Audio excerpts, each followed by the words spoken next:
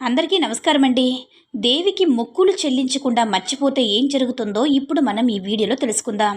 అంతకన్నా ముందు ఈ వీడియోని లైక్ చేసి ఓం శ్రీ మాత్రే నమః అని కామెంట్ చేయండి. అలాగే ఈ వీడియోని ఎక్కడ కూడా స్కిప్ చేయకుండా చివరి వరకు చూడండి. అయితే మనకి ఏదైనా సరే కష్టం రాగానే వెంటనే దేవుడికి మొక్కుకుంటాము. ఒక్కొక్కరు ఒక్కొక్క విధమైన కోరిక తీర్చమని దేవుళ్ళను ప్రార్థిస్తూ ఉంటారు.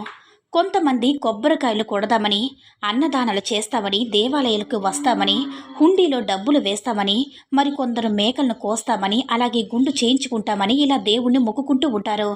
ఆ కష్టం తీరిన వెంటనే కొంతమంది తమ మొక్కులు మర్చిపోతారు. దేవుడు మొక్కులు చెల్లించకుండా మర్చిపోతే ఏమైనా జరుగుతుందని చాలామంది భయపడతారు. ఏదైనా కష్టం వచ్చినప్పుడు ఆ కష్టం నుంచి వెంటనే బయటపడాలంటే దేవుని ఎలా వేడుకోవాలి? దేవుడు మొక్కులను మర్చిపోతే ఏదైనా జరుగుతుందా? ఇలాంటి విషయాలు ఇప్పుడు మనం తెలుసుకుందాం. మన కష్టాలను తీర్చమని ఆ దేవుడికి మొక్కుకొని ఆ సమస్య నెరవేరిన తర్వాత తీరకపోతే అసత్య దోషం ఏర్పడుతుంది. పరమశక్తి స్వరూపమైన దేవుడి విషయంలో మనం ఒక మాట ఇచ్చి నిలబెట్టుకోలేకపోతే మాట తప్పిన వాళ్ళవుతాం. దీనివల్ల అసత్య దోషం చుట్టుకుంటుంది.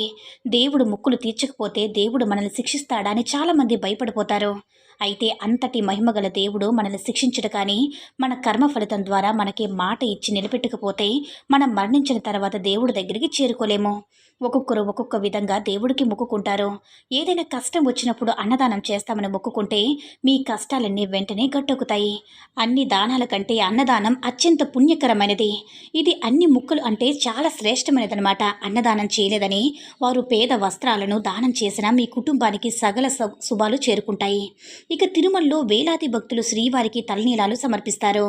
ఏదైనా కోరిక కోరుకొని అది నెరవేరితే తిరుమలకి వచ్చి గుండు కొట్టించుకుంటామని భక్తులు శ్రీవారిని మొక్కుకుంటారు. కొంతమంది తిరుమలలో తలనీలాలు సమర్పిస్తారు. ఇంకొందరైతే ఎలాంటి కోరిక కోరుకోకుండానే స్వామికి తలనీలాలు వచ్చేస్తారు. అయితే చాలామంది మహిళలు కూడా తిరుమలలో గుండు చేయించుకుంటారు. కానీ మన శాస్త్రాల ప్రకారం ఆడవారు మాత్రం గుండు చేయించుకోకూడదట.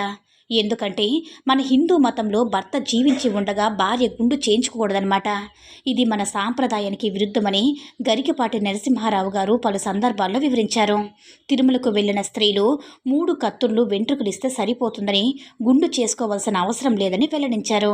మగవారు గుండు చేయించుకుంటే అందులో సగం పుణ్యం తన భార్య కూడా వస్తుందట. ఏది ఏమైనా సరే మీరు మనస్ఫూర్తిగా ఏదనుకుంటే అది చేసేయండి. అలాగే ఏదైనా దేవాలయకు వెళ్ళేటప్పుడు గుడి చుట్టూ దేవుడి ప్రదక్షిణలు చేస్తాము. అయితే మీ మనసులో కోరికలన్నీ వెంటనే నెరవేరాలంటే దేవుని గుడిలో 108 ప్రదక్షిణలు చేయండి. దేవుడికి 108 ప్రదక్షిణ చేస్తే కోరిన కోరికలు తప్పకుండా నెరవేరుతాయి. విపరీతమైన డబ్బు సమస్యలతో బాధపడేవారు తులసి మొక్కను ప్రతిరోజు పూజించండి. తులసి మొక్కలో లక్ష్మీదేవి కొలువై ఉంటుంది. కాబట్టి ప్రతిరోజు తులసి మొక్కను పూజిస్తే ఆర్థిక సమస్యలన్నీ వెంటనే తీరిపోతాయి. దేవాలయాల్లో ముక్కోటి దేవతలు సంచరిస్తూ ఉంటారు కాబట్టి ఎప్పుడైనా ఆపద వచ్చినప్పుడు ఏదైనా దేవాలయానికి వెళ్ళి దేవుడు పూజ కోసం ఉపయోగపడే దీపారాధన సామాగ్రి దానం చేస్తామని మొక్కుకోండి. ఎంతో పవిత్రమైన దేవుడి గుడిలో మనం దానం చేసిన పూజ సామాగ్రి దేవుడు పూజలకు ఉపయోగిస్తే తరతరాలు తరగని ఐశ్వర్యం సిద్ధిస్తుంది. కుటుంబంలో ఎలాంటి కష్టాలు ఏర్పడకుండా ఉంటాయి.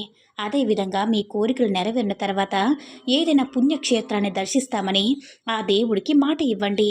మీ కోరికలన్నీ తప్పకుండా నెరవేరుతాయి. మనం అనుకున్న మొక్కులు మర్చిపోతే ఏదో ఒక సందర్భంలో ఆ దేవుడు ఖచ్చితంగా గుర్తు చేస్తాడు.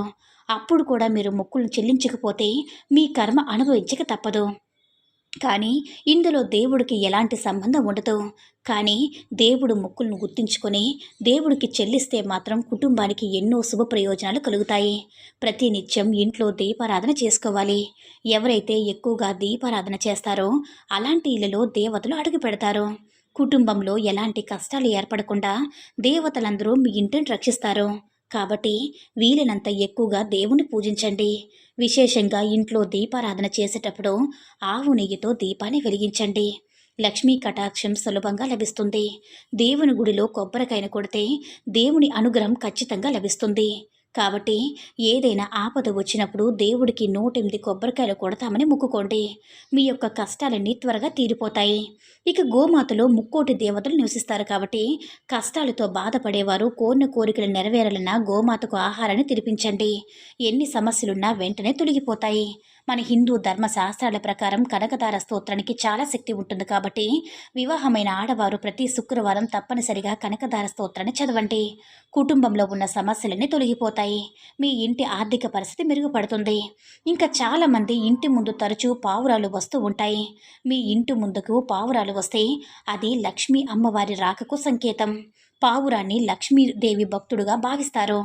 కాబట్టి మీ ఇంటికి పావురాలు వస్తే వాటికి ఆహారంగా బియ్యం గింజలను వేయండి. లక్ష్మీ అమ్మవారి యొక్క అనుగ్రహం మీ కుటుంబంపై ఉంటుంది. అలాగే మీ ఇంటి ముందు కాకులు వస్తే మీ ఇంట్లో దేవతలు తిరుగుతున్నారని సంకేతం. కాబట్టి మీ ఇంటి గుమ్మం ముందుకు వచ్చిన కాకులను ప్రతిరోజు ఆహారం పెడితే మీ కుటుంబానికి తరతరాలు తరగని ఐశ్వర్యం చేకూరుతుంది. అలాగే కొన్ని ధర్మశాస్త్రాల ప్రకారం దేవుడికి మొక్కులు తీర్చకపోతే ఆర్థిక సమస్యలు పెరుగుతాయని, అలాగే మరికొంతమందికి ఆరోగ్య సమస్యలు ఏర్పడతాయని నమ్మకం. మొక్కుబడి చెల్లించకపోతే కుటుంబంలో అశాంతి నెలకొంటుంది. ప్రతి ఒక్కరి జీవితంలో కష్టాలు వస్తూనే ఉంటాయి. మనకే కష్టం వచ్చినా ఆ దేవుడు అండగా ఉంటాడని నమ్మండి. వీలైనంత ఎక్కువగా దేవాలయాలకు వెళ్ళండి. దేవుణ్ణి పూజించడం మాత్రం అస్సలు మరవకండి. ఈ వీడియో కనుక మీకు నచ్చినట్లయితే లైక్ చేసి షేర్ చేయండి. అలాగే మన ఛానల్ని సబ్స్క్రైబ్ చేసుకుని మాకు మరింతగా సపోర్ట్ చేయండి. ధన్యవాదములు.